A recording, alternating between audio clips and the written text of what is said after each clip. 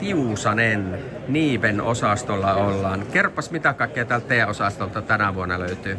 Täältä löytyy kaikki pientalojen lämmitysratkaisut, eli maalämpöpumppuja, ilmavesilämpöpumppuja, poistoilmalämpöpumppuja, ilmanvaihtoa, ilmalämpöpumppuja, viilennysratkaisuja. Sitten meillä on tuossa maalämpö- ja ilmavesilämpöpumppu ja poistoilmalämpöpumppuihin liitettäviä tuommoisia langattomia lisätarvikkeita. Kyllä, kyllä. Siis sun takana on teidän tämmönen uutuustuote. Kerro hiukan, mikä se on. Tämä on maalämpöpumppu Nibe S1256. Ja se on ihan huippuluokan laite. Siinä on vuosihyötysuhde ihan tosi hyvä. Ja koska se kuuluu Nibe S-sarjaan, niin siinä on todella paljon arkea helpottavia ominaisuuksia. Kyllä, kyllä. Kerro hiukan, mihin tämä ala sun mielestä on menossa. Tuossa oli yhden teidän jälleenmyyjän kanssa puhetta, että tämmöisiin kylmäaineissa ollaan siirtymässä propaaneihin, mutta miten se itse niin näkisi, että mihin tämä ala on menossa? Joo, propaanin kyllä. Osittain sinne mennään pikkuhiljaa. Se ei ihan kertarysäyksellä tapahdu, siinä on onneksi siirtymäaika. Niin se teidän jälleenmyyjä puhuu siitä, että 2-3 vuotta saattaa ehkä mennä, että ne rupeaa yleistyä. Joo, sen verran siinä suurin piirtein menee. Mutta niitä malleja pikkuhiljaa tulee markkinoille. Meillähän poistoilmalämpöpumput on ollut propaanikoneita jo 10 vuosia. Eli se on meille ihan sillä tuttu aina. Kyllä, kyllä. Tämäkin varmaan nyt, että tämmöinen erilainen automatiikka korostuu just sen takia, kun säät vähän vaihtelee, välillä on kova pakkanen ja välillä on leudompaa ja sitten pörssisähköhinta heittelee välillä ja näin poispäin, niin tämmöinen automatiikan merkitys varmaan korostuu. Joo, kyllähän nämä laitteet on tehty sen verran automaattisiksi, että ihmisen ei tarvitse olla huolissaan, että talo kylmenisi. Ja automatiikka tekee myös sen, että jos tarvittaessa tarvitsee tehdä jotain säätöä, niin se on hyvin helppoa. Kyllä, kyllä. Ja mä sanoin tuossa vähän väärin, meidän laitteissa ei käytä propaania, vaan R290, joka on hiukan eri aine kuin propaani. Niin just kyllä, joo. Aivan. No hei, tuleeko tähän loppuun jotain muuta mieleen, mitä nyt haluaisit tästä energia-alasta ja tämän alan näistä jutuista vielä tähän loppuun sanoa? No musta on hienoa, että ihmiset on ruvennut ajattelemaan lämmitystä, kuluttajat.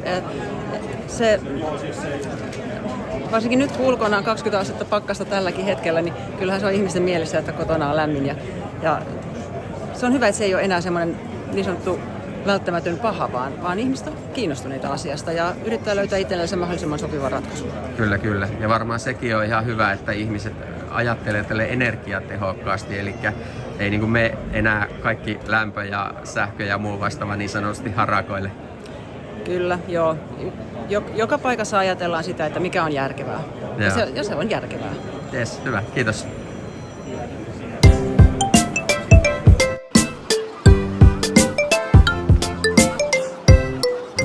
Nyt ollaan Scan Officen osastolla. Tässä on Teemu Siniranta. Kerropas hiukan, mitä kaikkea teillä nyt on tämän vuoden Asta-messuilla täällä esillä? No, meillähän on hyvin kattavasti monennäköisiä asioita uusiutuvaan energiaan liittyen, eli ihan perus ilmalämpöpumpuista alkaen ilmavesilämpöpumput, maalämpöpumput, aurinkosähköjärjestelmät, akustot, reserviakustot, sähköautojen latauslaitteet, ilmanvaihtoon liittyviä tuotteita, eli hyvin monennäköistä energiansäästöön keskittyvää uusiutuvaa energian ratkaisua löytyy. Onko tällä hetkellä joku tällainen juttu, mikä on niinku ikään kuin tämmöinen iso puheenaihe, tai onko tulossa jotain uusia innovaatioita tälle alalle, missä tämä energiatehokkuus mahdollisesti paranee tai muuta vastaavaa?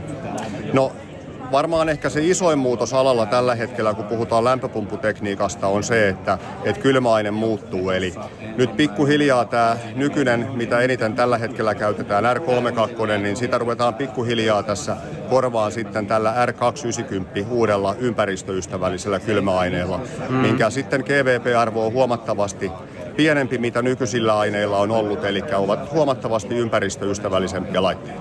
Mitä se niin tälleen kuluttajia ja tämmöisen omakotitaloasujan näkökulmasta tarkoittaa? No se tarkoittaa sitä, että me pidetään yhdessä huolta meidän ympäristöstä, eli mennään ympäristöystävällisillä aineilla. Laitteiden ehkä hyötysuhteet, tehokkuudet pikkasen vielä taas paranee näihin vanhan kylmäaineen laitteisiin verrattuna. Onko tässä muuten tammikuussa tullut teihin tai teidän jälleenmyyjiin jotain tämmöisiä yhteydenottoja, kun pakkanen paukkuu ja sitten pörssisähkökin huitelee aika korkealla. Tänään taisi olla yli 40 senttiä kilowattitunti. Joo, no voit kuvitella, eli kyllähän tammikuu on alkanut niin kuin kaupallisesti hyvin vilkkaasti, eli kyllä nämä energiatehokkaat lämmitysratkaisut kiinnostaa asukkaita kovasti. Tämä on varmaan, tuossa juttelin teidän kilpailijan Niipe-osastolla, niin siellä kanssa puhuttiin tästä energiatehokkuudesta, niin tämä on varmaan alalle ja ylipäänsäkin hyvä juttu, että ihmiset niin kuin miettii näitä asioita paljon enemmän kuin ehkä joskus aiemmin, ja nyt mietitään, että miten voidaan olla energiatehokkaampia. Joo, kyllä, just näin. Ja täytyy sanoa, että tänä päivänä kuluttajat on hyvin valveutuneita, eli kuluttajat oikeasti on ottanut asioista selvää ja ne tietää, mitä ne haluaa. Kyllä. Tuleeko tähän loppuun vielä jotain muuta sellaista, mitä nyt itse haluaisit mainita? Tai... No ehkä semmoiset, mitä tässä tällä hetkellä mitä niin kuin muuta kuumaa on, niin esimerkiksi sitten tämä reservimarkkina, sehän on myöskin sellainen, mikä puhuttaa paljon, eli hankitaan näitä akkureservejä omakotitaloihinkin hyvin paljon, eli millä pystytään sitten tätä meidän sähköverkkoa tasapainottamaan ja siitä saadaan sitten vielä niin kuin varsin hyvää tuottoakin aikaiseksi. Ja tämä on varmaan siinä mielessäkin erittäin relevantti juttu, että sitten kun tätä sähköä kuluu tällaisilla kovilla pakkaspäivillä, niin kaikki ei kuormita sitä valtakunnan verkkoa, jos on tällaisiakin järjestelmiä. Kyllä, joo, ja meillä koko ajan uusiutuvan energian määrä kasvaa ja sitten myös sähkön kulutus lisääntyy, eli tämä sähköverkon tasapainotustarve lisääntyy jatkuvasti. Kyllä. Yes, hei, kiitoksia. Hyvä, kiitoksia.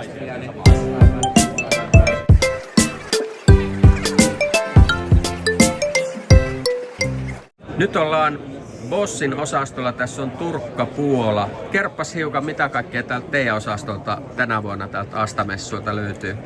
No niin, tuotiin laaja skaala meidän laitteistoon, eli siellä on ilmalämpöpumppuja, edullista mallia, ilmalämpöpumppuun löytyy premium-mallia, eli päästään kovin pakkasiin, helppokäyttöisyyttä. Sitten löytyy meidän maalämpöpumppu, tämä on vielä perinteisellä kylmäaineella, mutta nyt alkuvuodesta keväällä meillä tulee R290 kylmäaineella myös tämä maalämpöpumppu. Perinteinen kaunis ulkonäkö lasipinnalla säilyy silloin.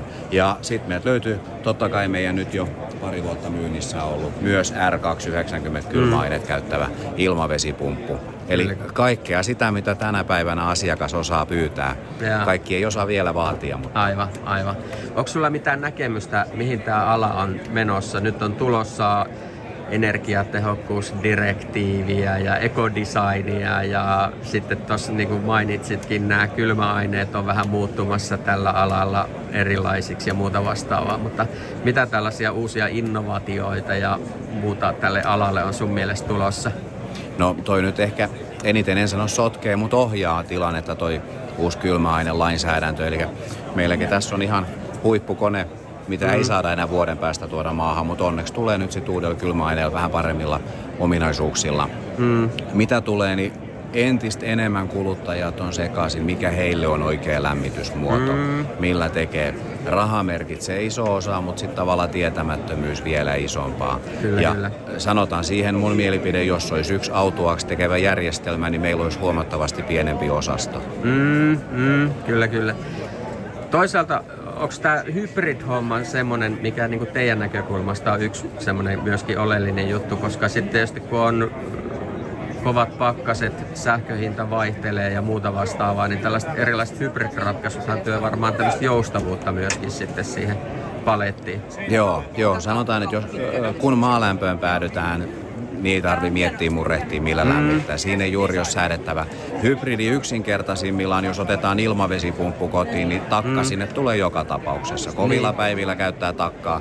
Se on helppo, mukava tapa hybridistä. Mutta miten hybridi perinteisemmin käsitellään, niin jos on saneerauskohde ja talossa on esimerkiksi puulämmitys ja varaaja, niin siihen varaajaan esimerkiksi on helppo liittää ilmavesipumppu rinnalle.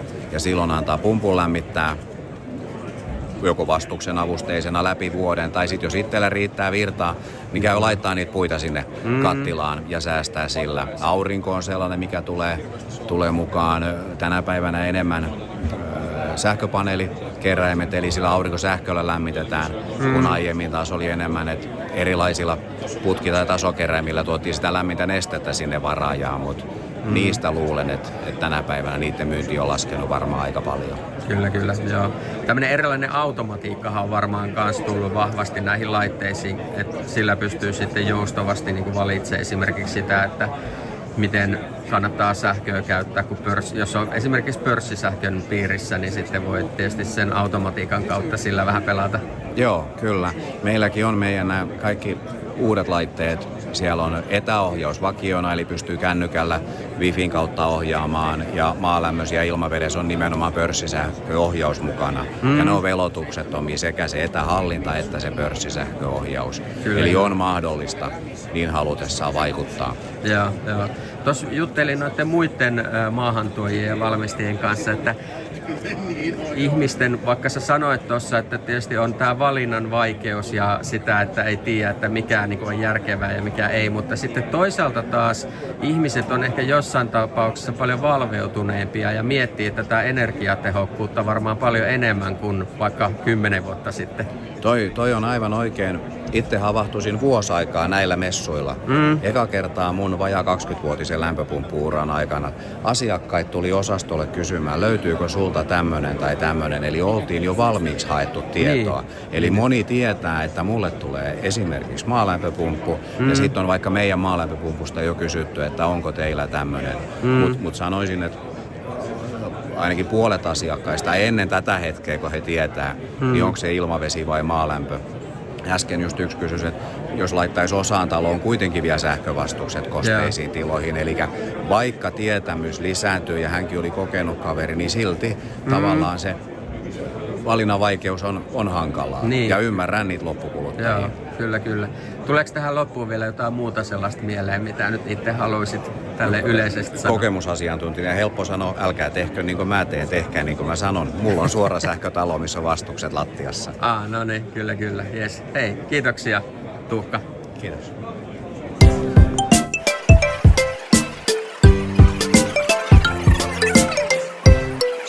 Ollaan Jaspin eli Kaukoran osastolla. Tässä on Lauri Grönholm. Kerropas hiukan, mitä kaikkea täältä teidän osastolta tänä vuonna löytyy? No, meidän osastolla on esillä ilmavesilämpöpumput, löytyy splitti, sitten löytyy aivan uusi Evo R290 kylmäaineella ja sitten Nordic R290 kylmäaineella.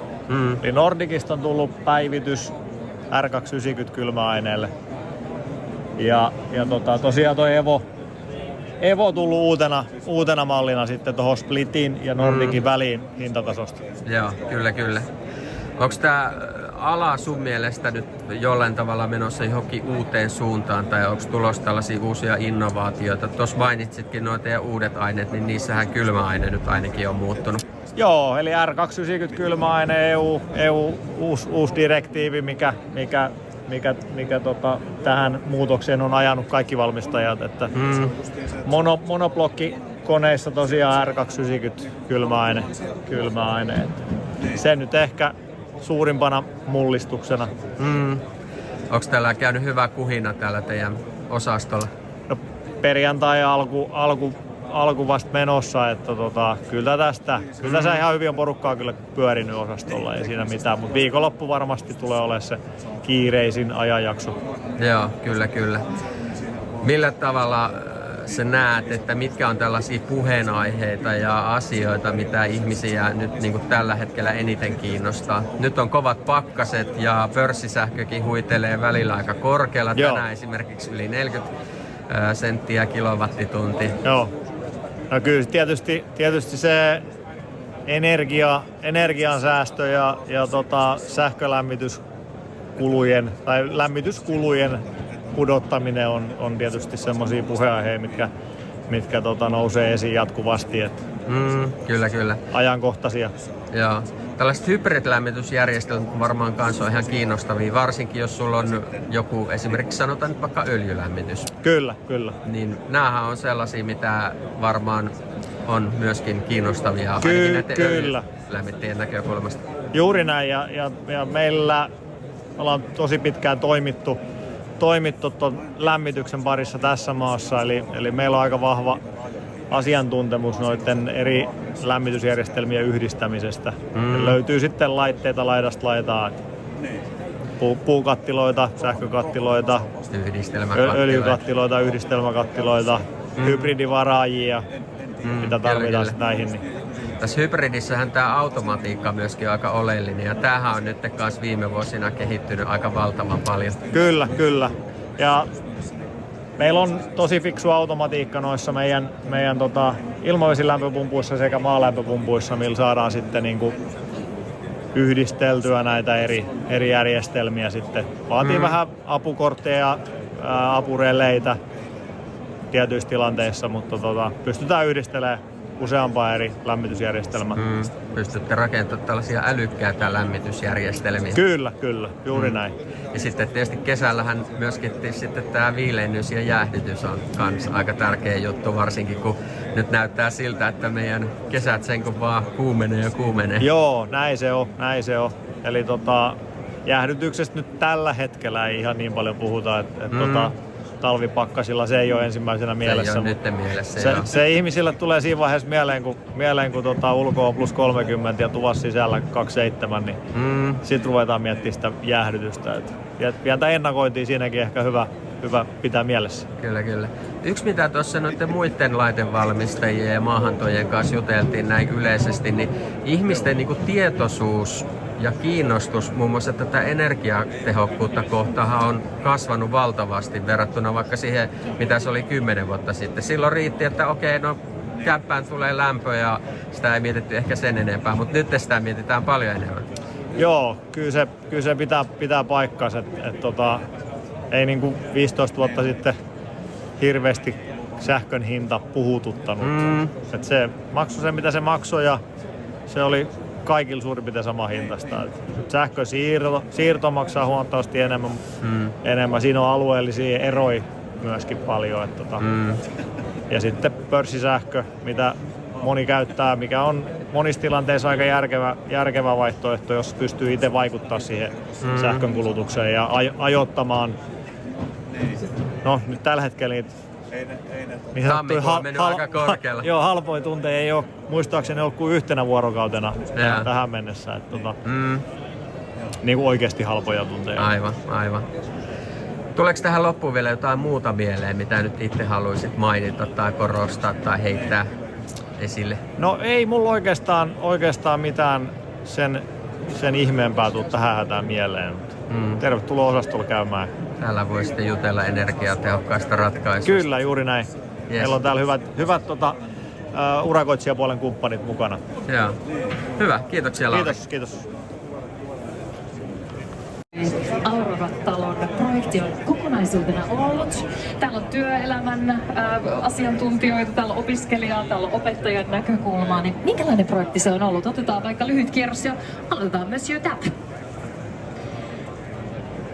No, projekti on ollut erittäin opettavainen, yksinkertaisesti sanottuna, että Nyt ollaan Termia Finland Oy-osastolla ja täällähän on kaiken näköistä. Tässä on Jarmo Sakko. Kerro hiukan, mitä kaikkea täältä teidän osastolta tänä vuonna löytyy? No, tänä vuonna meiltä löytyy tietenkin pääsääntöisesti maalämpöpumppuja ja sitten vesi-ilmalämpöpumppuja sekä perinteisillä vanhoilla kylmäaineilla että sitten tulevalla uudella 290 kylmäaineella olevia pumppuja. Kyllä. Hei, kerro vähän, että mihin tämä ala on menossa ja onko tulossa jotain uusia innovaatioita, niin kuin esimerkiksi teidän puolelta. No, sä mainitsikin, että kylmäaineet tulee joka tapauksessa jossain vaiheessa muuttumaan. No joo, siis tämä vuosihan meillä nyt on omakotitalopuolella aikaa vielä myyä näillä vanhoilla kylmäaineilla. Ja sittenhän se muuttuu tuonne propaanipuolelle ja siltä puoleltahan ne uudet laitteistot tulee sitten pitkin tätä vuotta 2026 ja osa menee sitten vuodelle 2027. Onko tämä automatiikka tai joku tämän tyyppinen tullut vahvemmin nyt tähän, kun tietysti ihmiset jollain tavalla on valveutuneimpia tästä energiakulutuksesta ja tehokkuudesta ja tämän tyyppisistä jutuista? No joo, siis kaikkiin pumppuihin tällä hetkellä saa pörssisähköohjauksen ja sitten tietenkin siinä pörssisähköohjauksessa ja onlineissa yleensäkin niin on se, että haluaako mennä mukavuus edellä vai säästö edellä, niin sitä pystyy sitten säätelemään tarpeen mukaan. Kyllä. Onko jotain muuta sellaista, mihin niin kuin ihmiset esimerkiksi on nyt tässä viime aikoina kiinnittänyt huomioon. Nyt esimerkiksi tällä hetkellä on tosi kovat pakkaset ja pakkasta on luvattu ja sitten toisaalta tietysti niin kuin, jos on pörssisähkökäyttäjä, niin tänään esimerkiksi pörssisähkö on vähän reilu yli 40 senttiä kilowattitunti. No joo, siis kyllähän se niinku varmaan suurin osa tällä hetkellä valtakunnassa on pörssisähkön ottajia. Ja sehän täytyy sanoa, että niin kuin pumpputeknologiassa, niin eihän pumppua pysty sammuttamaan, oli se pörssisähköhinta mikä tahansa. Mutta se pörssisähköhinnalla mennään sen päivän halvimmilla tunneilla, tehdään lämmitys- ja käyttövesi. Että kyllä ihmiset on valveutuneita ja tietää mitä haluaa tänä päivänä. Aivan. Tuossa muiden maahantuojien ja valmistajien kanssa juteltiin muun muassa just tästä tietämyksestä, että jos mennään nyt vaikka 10 tai 15 vuotta taaksepäin, niin ei ketään hirveästi kiinnostanut niin kuin nämä energiatehokkuuteen liittyvät jutut, kun ne vaan totesivat, että ihan hyvä, kun sähköä tulee ja kämppä on lämpimänä, mutta nyt tähän kiinnitetään paljon enemmän huomioon. No kyllä, mutta jos ajatellaan se, että 10 tai 15 vuotta sitten, niin sähköhinta oli aina se 4-5 senttiä. Ei silloin tarvinnut miettiä. Aivan. Tuleeko tähän loppuun vielä jotain muuta tällaista mieleen, mitä nyt itse haluaisit nostaa niin kuin tästä aiheesta? No en mä nyt osaa oikein näin nopealla aikataululla sanoa. Tulkaa jututtaa ja kerrotaan lisää ja pyritään vastata aina asiakkaan kysyntään. Jes, hyvä. Hei, kiitoksia Jarmo. Kiitoksia.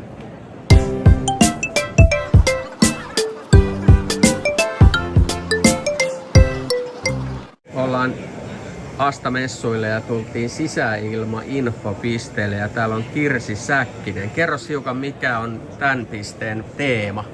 No tässähän me annetaan ihan puolueetonta tietoa sisäilmasta kansalaisille ja tässä messukävijöille. Emme myy mitään, enkä meillä ole mitään sellaista yritystoimintaa, mutta ihan vaan neuvontaa annetaan. Kyllä. Tuossa sun kanssa puhuttiinkin ennen kuin pistettiin nauhuri päälle, että tämä sisäilma on aika oleellinen ja tärkeä juttu sen hyvinvoinnin kannalta. Kyllä, me ollaan aika paljon sisätiloissa nykyään ja sen takia on tosi tärkeää, että se ilma mitä hengitetään sisällä niin on hyvää. Toki ulkoilmakin on tärkeä, mutta... Aivan. Sun varsinainen organisaatio oli Hengitysliitto, mutta kerros hiukan mitä kaikkea te teette, millä tavalla ikään kuin sitten voidaan varmistaa se, että sisäilma on mahdollisimman hyvää. No meillähän on Hengitysliitossa tämmöinen sisäilmakorjausneuvontapuhelin, johon kansalaiset saa soitella ja kysellä sisäilmasta. Ja myös sitten lähestyä meitä sähköpostitse tämmöiseen korjausneuvoja, että hengitysliitto.fi osoitteen kautta saa kysyä. Ja tosiaan me kerrotaan perusasioita, että mitkä tekijät vaikuttaa siihen sisäilman laatuun. Ja sieltähän nousee tietysti ilmanvaihto yksi tärkeänä tekijänä, että jos ilma ei vaihdu, niin se sisäilma ei yleensä ole hyvää. Sitten tietysti tulee ne kosteushomevauriot ja pienhiukkaset, mitä esimerkiksi puunpoltto voi tuottaa sisäilmaan, jos sitä ei tehdä puhtaasti sitä puunpolttoa. Ja totta kai materiaalivalinnoilla on vaikutusta siihen, että jos käytetään vähäpäästöisiä materiaaleja, niin yleensä sitten saadaan vähemmän epäpuhtauksia sisäilmaan. Ja tämän tyyppisiä asioita. Toki sitten ihan noilla olosuhteilla on myös merkitystä. Eli minkälainen lämpötila siellä on ja onko kuiva sisäilma vai ei. Monenlaisia tekijöitä kuuluu sisäilmaan. Aivan.